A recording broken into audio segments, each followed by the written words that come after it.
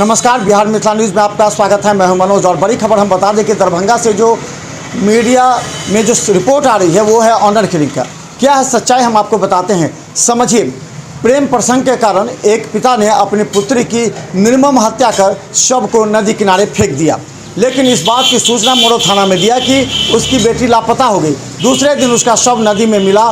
उसके बाद से परिजनों और गाँव वालों को इस बात का शक हुआ कि ये प्रेम प्रसंग में हत्या है। इसके बाद 10 दिन तक मामला अंदर ही रहा। बाद में उसके परिजन यानी कि लड़की के माता, मामा और उसकी बहन ये सब मामले को उठाने लगी और मिथिला मंच न्यूज़ के रिपोर्टर से मुलाकात की। इसके बाद इस मामले को महिला हेल्पलाइन एसएसपी के पास आने के बाद इस बात का खुलासा हो गया है कि पिता ने ही अपनी बेटी की हत्या कर शव को फेंक दिया था नदी में। हालांकि जिस प्रेमी युवक से वो बात कर रहा था उसका ऑडियो क्लिप भी आ गया सामने, जिसमें वो अपने पिता से गिड़गिड़ा रही थी, उसके मत मारिए, उसने मत मारिए।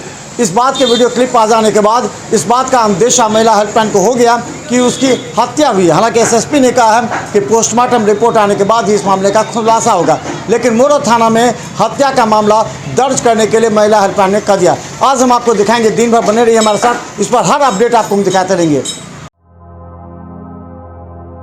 दरभंगा में आज सुर्खियों में बड़ी खबर रही। ऑनर किलिंग का समाचार पत्रों से लेकर देश, राज्य और जिले के सभी प्रमुख मीडिया इस ऑनर किलिंग मुद्दे को आज प्रमुखता से उठा रहे हैं। आइए आपको बताते हैं कि यह मुद्दा है क्या।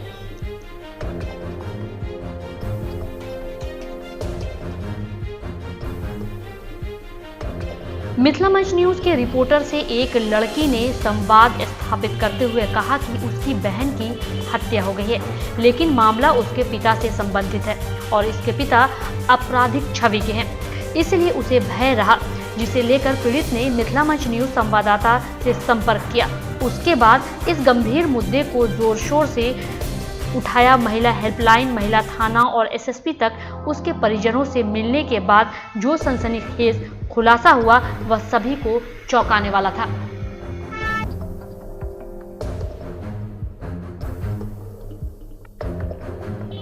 मामला है मोरो थाना के रतनपुरा गांव का, जहां उस्मान नामक आपराधिक छवि के व्यक्ति अपने पुत्री के प्रेम प्रसंग से परेशान था।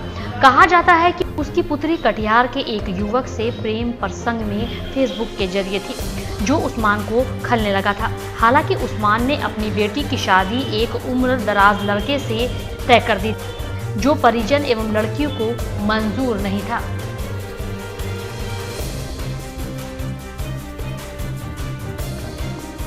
इसी दरमियान उस लड़के और लड़की के बीच बात करते हुए उस्मान ने पकड़ लिया और आक्रोशित होकर अपनी बेटी की हत्या कर दी। ऑडियो में उसके प्रेमी युवक के मोबाइल में रिकॉर्ड हो गया। इधर उस्मान ने बात करते हुए अपनी बेटी की हत्या कर शव को नदी में फेंक दिया। उसके बाद उसने अपने परिजनों को बताया कि उसकी बेटी लापता हो गई है। इस बात की सूचना पूरे गांव में फैला दी गई, लेकिन दूसरे ही दिन नदी से उसकी लाश निकली, जिसके बाद आरोप प्रत्यारोप का दौर शुरू हो गया। इधर उस्मान ने शव मिलने के बाद मोरो थाना में अपनी बेटी के पानी में डूबने से मामला भी दर्ज कराकर अपने आप को बचाने का भरपूर प्रयास भी किया। इधर परिजनों को एवं लड़की के मामा को इस बात का शक था कि कहीं न कहीं पिता का रोल काफी संदिग्ध है। मैं पिछले साल 20 मार्च को अपनी बड़ी लड़की की शादी किया था बसंत गांव में। उस लड़की की शादी में इसने हमको 55,000 रुपया दिया था। वो पैसा मैंने आज तक मैं चुका नहीं पाया। वो पैसा को लेकर के इनका विवाद है। इनके भाइयों से भी मैं 50,000 रुपये ले रखा हूँ और मैं वो भी पैसा भी नहीं दे पाया हूँ। तो पैसा का बदला मेरे से ले रहा है, मेरे को ये फंसा रहा है। मैंने अपनी बेटी को नहीं मारा हूँ। 22 साल की मेरी फलक साबरी आफरीन बेटी थी, बीए में पढ़ती थी गांव में। मतलब कि वो स्कूल में कुछ दिन पढ़ाया भी, मतलब कि उसका मैंने अपने गांव में रिश्ता लगाया था। बड़ी बेटी का रिश्ता मेरा नहीं लगा हुआ था, इसलिए वो रिश्ता छोड़ दिया गया। जो रिश्ता हमने बेनीबाद में लगाया वो रिश्ता कैंसिल हो गया। मैंने अपनी बेटी को नहीं मारा, नहीं मारा हूँ। ये इंसान मेरे पे सरासर पैसा के विवाद को लेकर मेरे पे इल्ज़ाम लगा रहा है। हम भैया मोहम्मद उस्मान है, रतनपुरा। मैं गाड़ी चलाता हूँ सर, मैं चलाता हूँ। कहाँ? नहीं, बिहार में? बिहार में नहीं है सर। जब वो बम्बे की गाड़ी होती है और ये पटना गुवाहाटी सिलीगुड़ी वगैरह लेके आता हूँ। ये काम है हमारा। इनका पैसे का लेन देन है लाखों रुपया से के ऊपर इन लोगों का मेरे पे बकाया है। सगा साला है, बड़ा साला। लेकिन इस घटना के 10 दिन बीत जाने के बाद धीरे धीरे यह मामला उजागर होने लगा और गांव वालों को प्रेम प्रसंग का मामला स्पष्ट नजर आने लगा। लोगों का यह कहना था कि कहीं प्रेम प्रसंग में उसके प्रेमी युवक ने ही तो हत्या नहीं कर दी।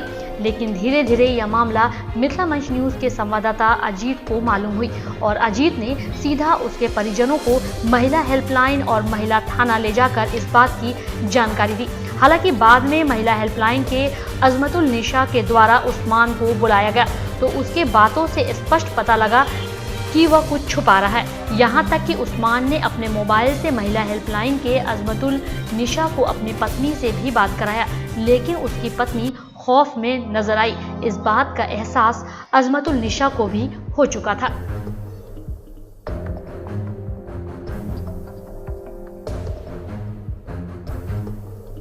हालांकि महिला हेल्पलाइन ने 24 घंटे के अंदर पूरे परिजनों को अपने कार्यालय में बुलाया पूछताछ के लिए और उस समय परिजनों ने लिख कर दिया कि लड़की के पिता ने उसकी हत्या की थी और इसका आधार बना था वह ऑडियो क्लिप।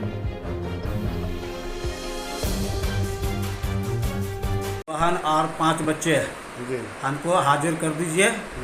उसके बच्ची लोग जो है सारी जिंदगी जब तक कुमारी है उसके बाद उसको शादी ब्याह कर देना है। फिर जैसे नैहर में आना जाना होता वैसे आना जाना होगा। एक लड़का है उसको पढ़ाना लिखाना, उसका घर दरवाजा जो भी जिम्मेदारी होता है उसका मैं जिम्मेदारी आज हमको लड़की मिल जाएगी हम ले लेंगे। मोहम्मद फखरे आलम सवारा लड़की हमारी भांजी लगेगी। क्यों करना इसलिए चाहते हैं कि हमारे एक भांजी को मार दिया गया है। अब कैसे मार दिया गया वो ये जाने, इनका दिल ईमान जाने, क्योंकि मेरे को 12 फोन पर बोला करते थे रिश्ते न होने के कारण उसको मार दिया गया। एक रिश्ता लगा था, उस रिश्ता से वो लड़की इनकार कर चुकी थी। इसकी वजह से 12 हमको कहा करते थे कि हम इसको चपका देंगे, हम इसको जान मार देंगे। हमने बोला ये ऐसा है, ये सब गलत फहमी है। ठीक है, मैं आपको झूठ नहीं बोलता हूँ, जो भी बोलता हूँ सब। ये हमको मारे पीटे ना, चोर डकैत के हाथे या अपने हाथे ये ऐसा कंड करके रख दिया है। ये फुसला के कभी भी हमको भी मार सकता है, हमारे भाई बाप को भी मार सकता है, मरवा भी सकता है। क्या हुआ था आपके परिवार में? परिवार में कुछ नहीं हुआ, लड़की का रिश्ता लगा। लड़की कही हम पढ़ेंगे अभी पापा, आपको कर्जा है कुछ सधा लीजिए, कर्जा सध जाएगा ना तो हम शादी करेंगे। अभी हम पढ़ाई करेंगे, ना पैसा लगा है, किताब लाए हैं, एडमिशन करा है। और लड़का जो रिश्ता लगा था लड़का का फ़ोटो मंगा के देखे तो लड़का जो है सो उम्र दराज था, पसंद नहीं पड़ा लड़का, तो लड़की के लायक का नहीं था। लड़की इनकार कर गई कई पापा को कि पापा ये तो बाप दादा के उम्र का है, ना बोली। और उसके बाद नानी के यहाँ ना सुबह उठ के हम सोए हुए थे, चली गए। तब फिर वहाँ से फ़ोन आया, मालूम हुआ तो हम उसको फिर लिया तो यहीं रही। उसके बाद हमारा तबीयत खराब हुआ, हम दांत उखड़वाने चले गए थे तो हम माँ के यहाँ रुक गए। तबीयत ज़्यादा खराब हो गया था, बीपी लो है, हार्ट का शिकायत है, धड़का उड़ जाता ना पूरा, देख अपने संभाल में ना आता, हम बेहोश हो जाते हैं। तो रात में डॉक्टर बुलाया था सुबह होके सफाई करने के लिए, तो फ़ोन आ गया कि आफरीन नहीं है, कहीं चली गई, भाग गई, भाई के साथ चलिया। तो हम चलिया, हमको वो गांव का लोग सब बोला कि कहीं जाना आना है नहीं, बाप के रहते हुए कौन बाहर का फेंक देगा, घर का आदमी खुद ही फेंका। तो हमें ना सुन के हम बेहोश हो गए, सब आना खाते हैं। हम बाबू का मुंह से देखने से महरूम हो गए, हम बाबू का मुंह भी नहीं हम देखा, घर इस तरह यार आता पूरा। उसके बाद मामला गर्म हो गया और मीडिया की सुर्खियों में आने लगा।